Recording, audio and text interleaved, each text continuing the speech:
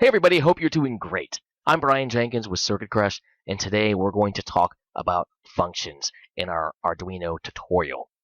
Now, from a bird's eye view, a function is a self-contained unit of program code designed to accomplish a particular task. Think of functions as building material for Arduino programs. Just as your house is made of wood, drywall, and other materials, Arduino programs are composed of different parts. These parts are functions. If you've programmed in C at all before, you're likely familiar with the function main, which every C program needs to have.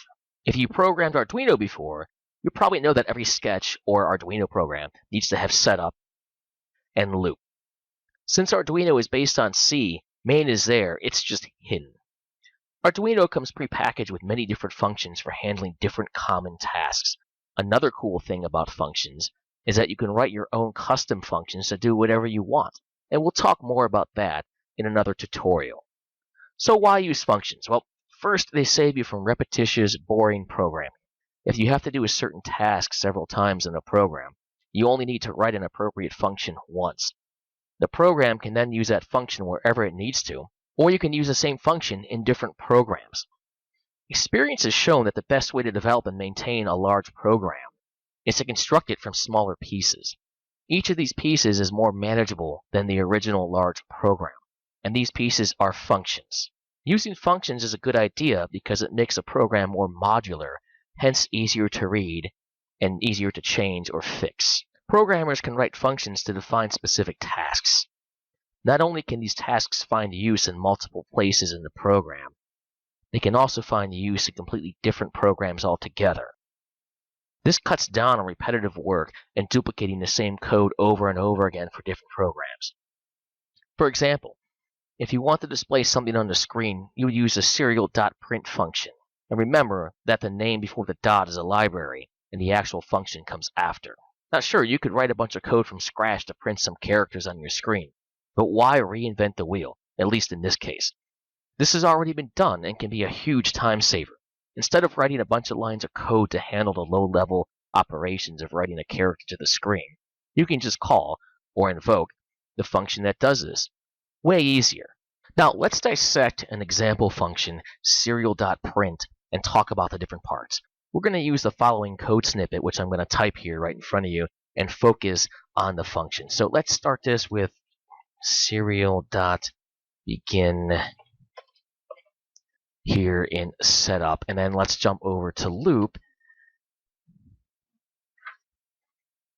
and type serial.print, which is the function we're going to take a close look at. And let's put in here 255 and then bin semicolon, and let's type another serial.print statement. And we're going to do this. Now let's go ahead and compile and upload it. And let's take a peek at what it's doing with the serial monitor. And it's not very interesting, but we can see here it's just printing a bunch of ones. So I'm going to turn that off. And let's talk about this. Now, first we need the serial.begin over here to get an output on our screen with the serial monitor. Without that, you wouldn't be able to see anything here. Now, I talked about the serial monitor in another tutorial, so that's all I'm going to say about that here. Next, we see this particular function, the serial.print function, has two parts with a period or dots in between them. Not all functions in Arduino are like this, like the delay function, which just looks like this. And I'm just going to comment it here. You put a value in here, a number of some sort, and it's just one part. So not all functions in Arduino have two parts, but many of them do.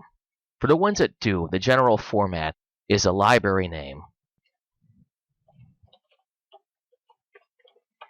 the dot, and then the function name. Or the library name is capitalized and the function name is not. And the print function is part of the serial library, so that's why we need both parts for this to work. Now what about all the stuff in the parentheses? These are the function's arguments, which you could think of as, well, the stuff the function uses. The \n inside the quotes in the second print statement tell the computer where on the screen to print the characters and how to print them. In this case, the \n tells the compiler to print the text on a new line. Now, I know there's another way to do this, but for illustrative purposes, we're going to stick with this way for now. Now, the first print statement has two arguments separated by a comma. First, we tell the compiler to print the number 255. The bin stands for binary and tells the computer to print it in binary. That's why we see all ones on a serial monitor, because 255 in binary is just 8 ones. Usually, you'll use just one argument for the serial.print function.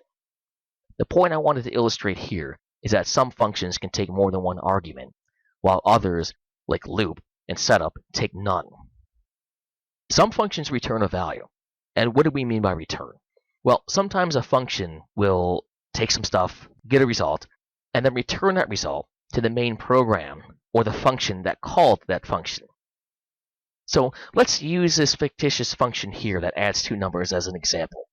Let's type here, we're going to say fake function, and I'm going to make this up. Let's see, int number adder num1 num2. Now, the int in front of the function name indicates that it returns an integer. In this case, that integer is the sum of num1 and num2, which are the things the function takes in or uses. Earlier, I said some functions return a value. Others do not, like the delay function, for example. The delay function just waits a certain amount of time, a number of milliseconds, and then that's it. You may see functions that don't return a value written like this.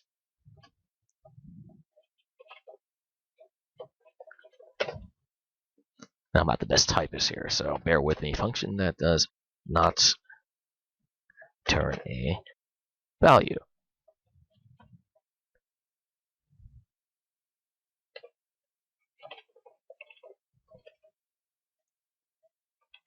The void simply means that the function doesn't return anything.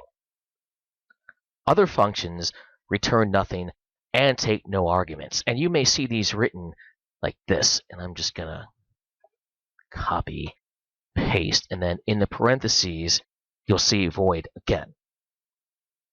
It just means that, again, the function doesn't return anything, nor does it take any arguments. Now, it's pretty obvious how our fictitious number adding function works, but oftentimes it's not so obvious how functions work. For now, a good way to think of a function is like a black box that we can't see inside of. The box takes some inputs and then has some sort of output. We don't know exactly what goes on inside the box, and we don't care as long as it works. When we talk about writing our own functions in a later tutorial, we'll go ahead and take a peek inside the box. But for now, we don't know what's in there or how it works. So let's do a quick recap here. A function is a self-contained unit of program code designed to accomplish a particular task. Arduino comes pre-packaged with many different functions for handling different common tasks. Functions save you from repetitious, boring programming. They're composed of different parts, what the function returns, if anything, the name of the function, and the arguments it takes, again, if any. And for now, a good way, or abstraction, to think of a function is like a black box with an input and an output. We don't need to know what's in it or how it works. And that's it for now, guys. We're going to go over functions again in more detail in another tutorial.